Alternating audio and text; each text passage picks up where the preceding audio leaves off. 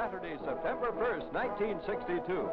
At Douglas, Georgia, Marvin Griffin, candidate for governor, is greeted by young Georgians for Griffin.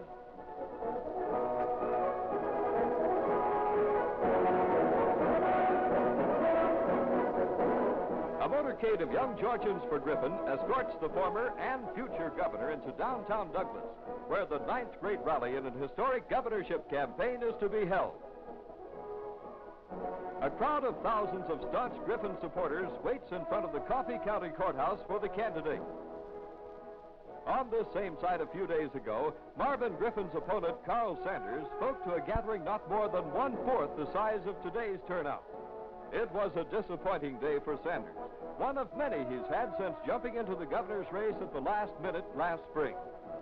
But this is not a disappointing day for Marvin Griffin. Far from it. Any candidate who week after week can draw crowds the likes of this one is bound to be pleased. Marvin Griffin is doubly gratified today because this crowd has come together under threatening skies. As the program begins, a steady drizzling rain starts coming down. Platform guests include distinguished Georgians from throughout the southern part of the state. Among them, a Baptist minister, the Reverend P.F. Phillips, who introduces Georgia's next governor. You who have gathered together here in Douglas this evening, you who are out in radio land, we want to say to you that we deem this a great privilege to have this pleasure in introducing this man who we're going to introduce here this evening as our next governor. Brother Marvin Griffin, a long friend of mine. We have been friends over the years. Like several years ago, whenever I was in the business of taking care of orphan children, I went to Bainbridge, and there I found Marvin Griffin and his people, and they contributed to the cause of the work that I was doing, and also they made me acquainted with several of their friends and neighbors there, which helped me take care of over 100 orphan children in Baxley, Georgia. So we are grateful this evening to have this privilege of being here to introduce this good man. We realize that we have been a traveling man in this section of the Georgia or in Georgia for several years.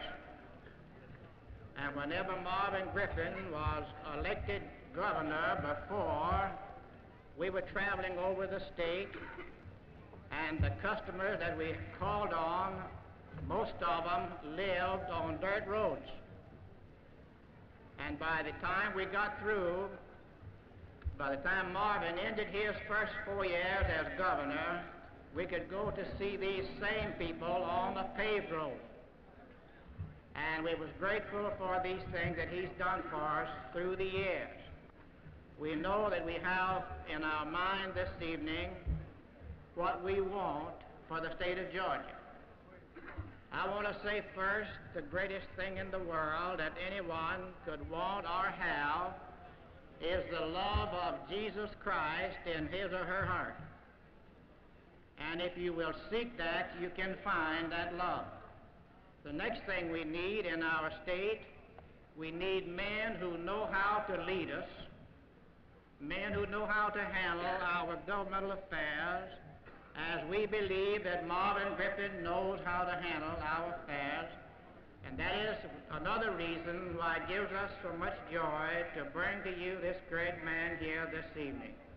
He has been an inspiration to us. We have been his supporter in every race he's ran since he had been running for governor or for lieutenant governor.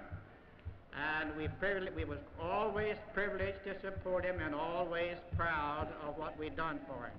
And I'm sure that I can speak for every voter in the state of Georgia this evening. As you cast your vote on September the 12th for Marvin Griffin, you will never regret it. You'll always be happy of it the longest day you live.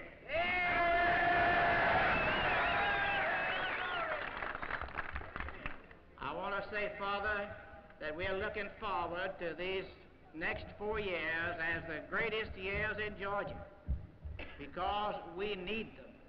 We need these years. We need his leadership, and we need him to lead us in this great field that is so necessary to sustain all of us in the material things of this life. And we think about so much that he did for us while he was governor. I wish I had time to tell you what I know that he did do. and bring to us these great things. So it gives me great pleasure now to present to you a man that I've always appreciated. I have always thought that he was a man in our state affairs that did us all good.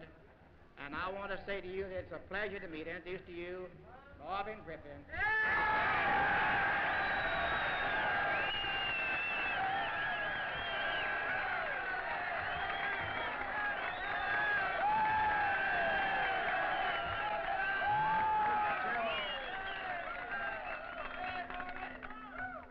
Mr. Chairman, distinguished guests, city, county, and state officials, other distinguished platform guests, ladies and gentlemen, and my fellow Georgians, I wish to thank my good friend, the Reverend T.F. Phillips, for his warm and complimentary introduction of me to this mammoth crowd of Southwest Georgians. At this time, I would like to present someone that's very near and dear to me. During all the malicious, vicious, slanderous, and sometimes libelous attacks on my honesty and integrity by the Atlanta newspapers and my political opponents, this person has stood staunchly by my side. And I'm going to present to you Lib Griffin, who's a doggone good soldier.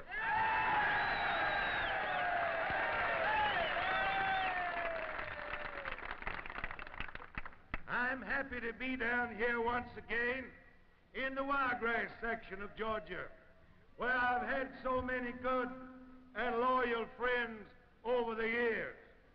From all that I've been hearing, my friends and neighbors, this entire section of the state will vote overwhelmingly for me on September the 12th. And I want you to know that I am extremely grateful. Now, local friends told me today, or several days ago, that you folks had a fair or good tobacco season. I am sure glad to hear that, for I know that the economic welfare of this section of South Georgia depends to a great extent on how the tobacco crop goes.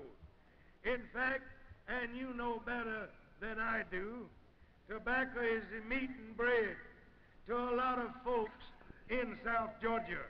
And until the season ends, you don't think of much else, even politics. So I waited until tobacco was all sold before coming to Douglas. For I want to talk a little politics to you. And I want you to remember, if you will, what I have to say on this occasion.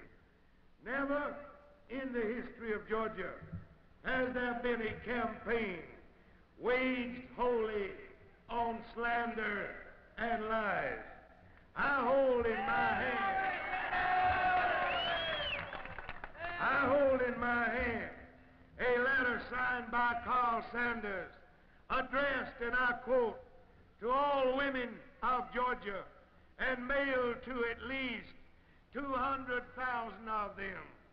I am sure, since the money chests of his campaign are always full, it contains, this letter does, and again, I quote, I was serving, and here's what he says, I was serving in the state senate when you helped pass the legislation to build detention homes and take children out of the Georgia jails. Marvin Griffin was governor then. That bill went to his desk drawer. He was not interested enough, or he was too tired to open the drawer to do anything at all about it. I hold in my hand now a photostatic copy, my fellow Georgians, of pages 239 to 245 of Georgia laws the 1958 session, and a copy of page 532 of the General Acts and Resolutions. The first item is the State Detention Homes Act, and this official record shows that I approved that act on March the 21st, 1958. There is a distinguished representative or a former representative sitting on this platform, the Honorable Downing Musgrove of the County of Clinch, who was one of the co-authors of the Detention Homes Act. The other is a joint resolution providing that the governor may set aside funds to carry out the provisions of this act. It was introduced by Representative Matthews of Clark County and was approved by me on March the 25th, 1958. Here's a photostatic copy of Georgia laws with the pages I mentioned. Subsequently, I obtained from the counties and cities grants of land to the state of Georgia to build juvenile detention homes at Jasper, Hawkinsville, Athens, Sparta, Savannah, Albany, and Zebulon. I allocated the money as provided in the act that I have displayed to you. Those homes have not been built as yet. Carl Sanders knew that he was writing a deliberate and a foul untruth when he sent out this letter to the women of Georgia. The next time you see him, if you ever see him again, ask him what Ernie and he did with the money I left behind to build these detention homes. Now, my fellow Georgians, this is getting rough and the hair's going with the hide. This is an easy lie to catch and to refute because it's a matter of record. There are many more lies and slanders going the rounds. Ernie and Carl spent $250,000 trying to obtain 1 scintilla of evidence of wrongdoing on my part as governor of Georgia. They laid their little bag of rumors and their little bag of lies before the grand jury of Fulton County. The grand jury of Fulton County, sitting as it did under the guns of the Atlanta newspapers and Ernie's office and the NAACP, studied every record of my administration and declared that I was innocent. 19 of the 21 members of that Fulton County grand jury are supporting me actively in Fulton County. I do not mind too much what they have tried to do to me, although it has troubled my wife Liv and my son Sam a little, and I don't like that a little bit, my fellow Georgians. But I was raised in politics, and I expect to give and take a few punches. And from people like Ernie and Carl, I expect those punches to be below the belt. But I do resent, and I think that you will resent with me, the foul campaign that Ernie and Carl and their slandermongers have waged against everyone who has spoken out for me and refuted their lies. I do not know why Carl Sanders is an enemy of Georgia's schools and an enemy of education. It has always seemed to me that there must be something twisted and warped and filthy about a mind that selects as the object of its hate the teachers and the children of our state. Ask your local school teachers if Carl is not the worst enemy of the schools to sit in the legislature within their memories, because they spoke up and said that the Griffin years had been good years for the schools and the colleges of Georgia. The hard and malicious pen of the slandermongers of Ernie and Carl have been busily attacking Dr. Harmon Caldwell, Chancellor of the University System of Georgia, Dr. Claude Purcell, State Superintendent of Schools of Georgia, Dr. M.D. Collins, the most beloved man in Georgia, and State Superintendent of Schools Emeritus, and the members of the Board of Regents. Now, my fellow Georgians, here's a dispatch I got today, sent to me from a speech made today on Saturday morning, and I quote him, and here's what Carl Sanders says: the number one priority in education, Sanders said, and he added that he would put education in its right place and take it out of politics. He said that, quote, education would not be put in a position of operating out of a board of regents or any other agency. What is he going to operate the university system out of, if not a board of regents? Is he figuring on operating it out of his back pocket? But while he is in the name calling, he and his cronies, the Atlanta Journal and Constitution, trying to throw mud and belittle some of the greatest Georgians of this time, the members of the Board of Regents. What has he said about that hard professional highway board that's supporting him? Now let me tell you this. They draw $18,000 and $20,000 a year. The members of the Board of Regents draw $7 a month for their services. And I'll tell you what I'm going to do. He said he's going to reorganize the highway department. He can't do it because he's already made a deal with Jim Gillis and the other two members. Now, I tell you what I'm going to do, and I tell you right in the square in Douglas, Coffee County, Georgia, I'm going to reorganize the state highway department. I'm going to get me a chairman and 2 new members, and I'm going to send them all home along with Lonnie Pope.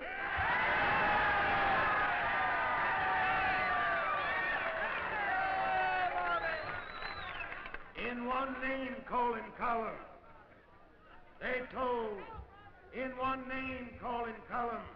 they told the Board of Regents to mind their own business and leave politics.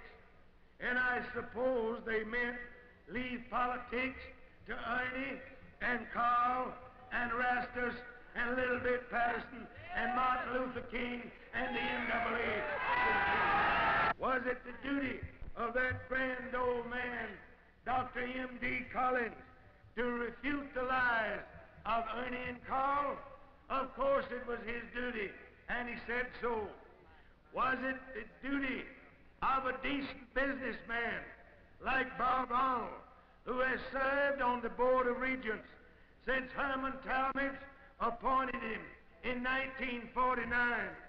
Was it his duty to warn the people of Georgia? Certainly it was his duty as a patriotic Georgian. Or should these fine Georgians keep their mouths shut at the bidding of Ernie and Carl and Ralph and Martin Luther King?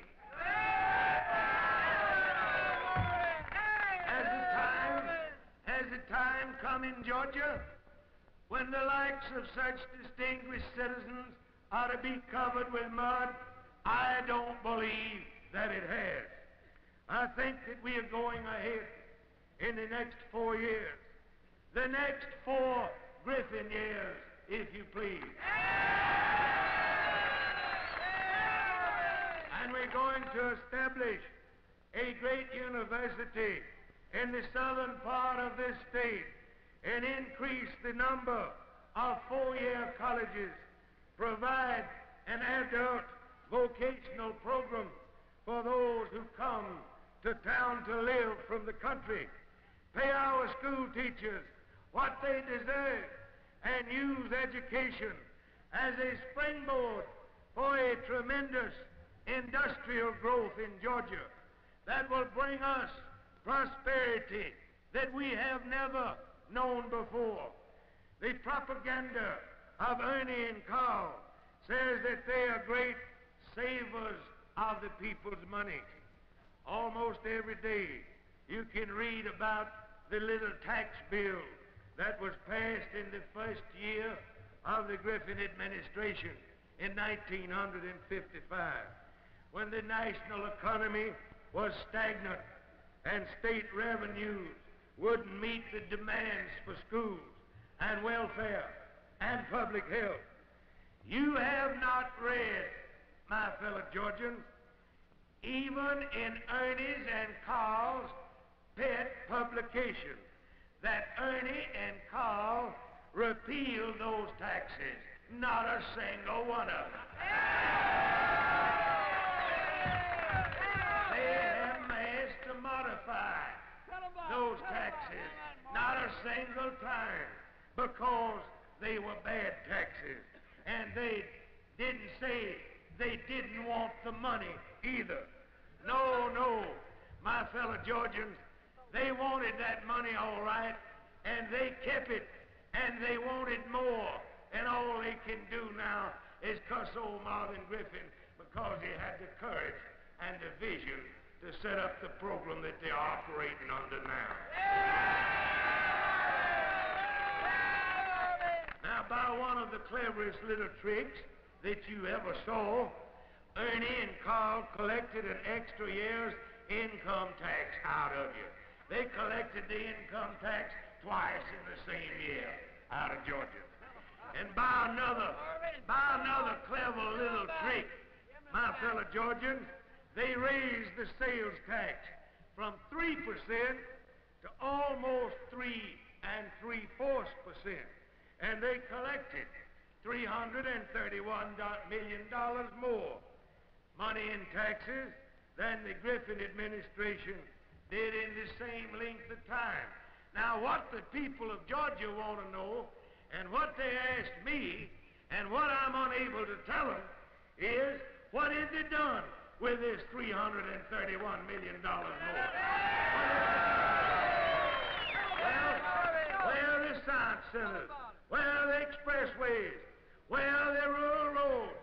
Sure, I told you on this platform in 1954 that if you elected me your governor, I was going to get the farmers and the people who lived on the farms and tilled the soil.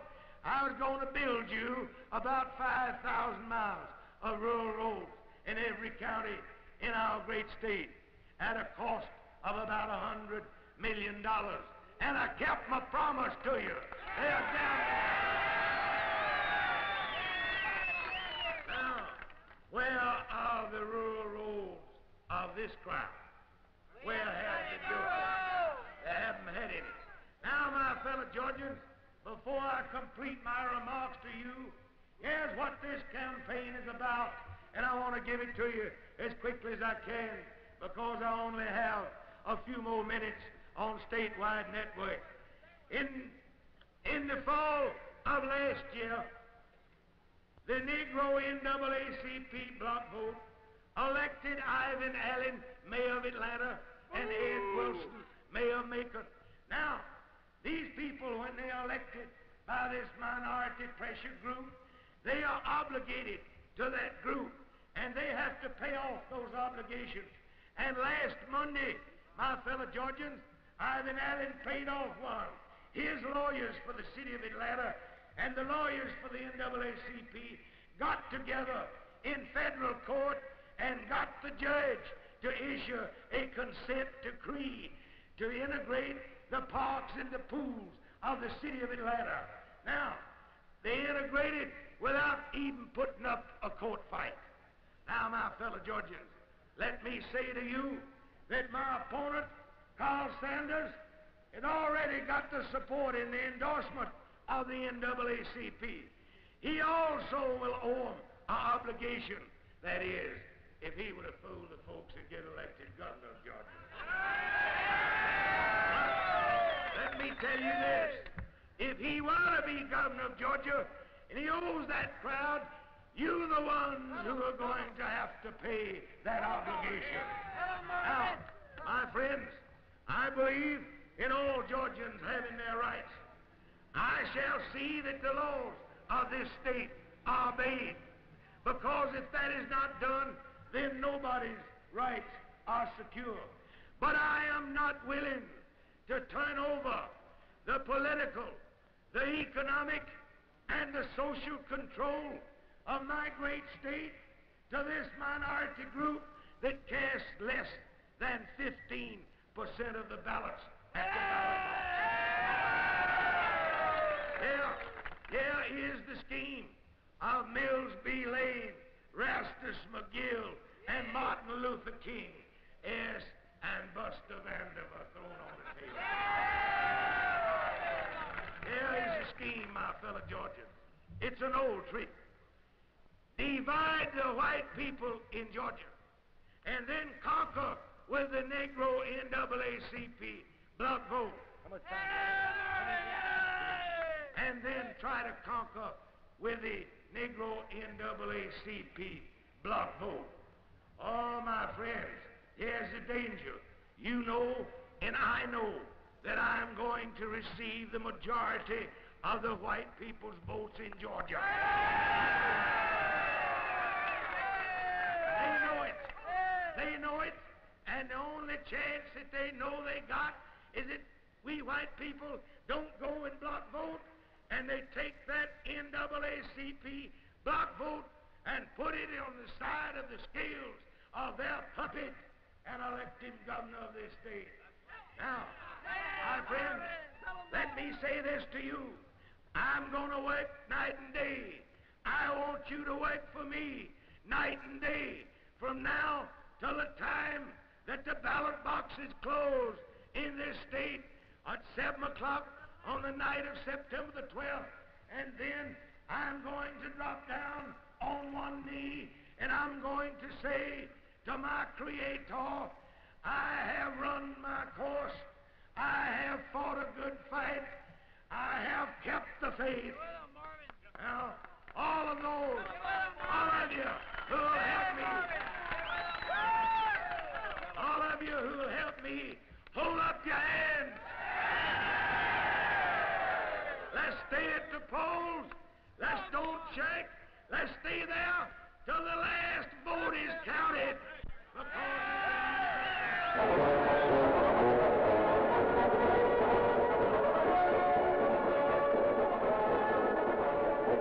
And so another great Griffin rally, next to the last in the present governorship campaign, becomes history.